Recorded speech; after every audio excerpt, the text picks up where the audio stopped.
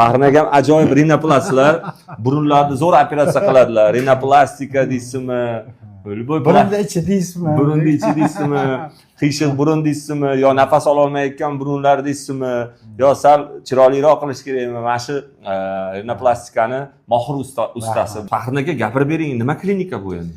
Endi bunga juda e'tibor berib ochyapmiz. Sababi men o'zim plastik xirurgman, butun dunyodan patsientlar keladi, lekin ko'pchilik boshqa narsalar ham so'rardi. Unaqa doktoringiz bormi, bunaqa doktoringiz bormi? Shuning uchun majbur bo'ldim 20 dan 6 mutaxassislik, deyarli hamma mutaxassisliklar klinikamizda bor. Kardiolog deymizmi, endokrinolog, bolalar shifokori deymizmi, ultrazum yo ginekolog, urolog, ishqilib ortoped, travmatolog, plastik xirurglar, deyarli hamma. Undan tashqari yaxshi laboratoriya apparatlarni qo'yganmiz. Xudo xolasa analiz agar to'g'ri diagnoz qo'yganimiz o'zi 50% davo.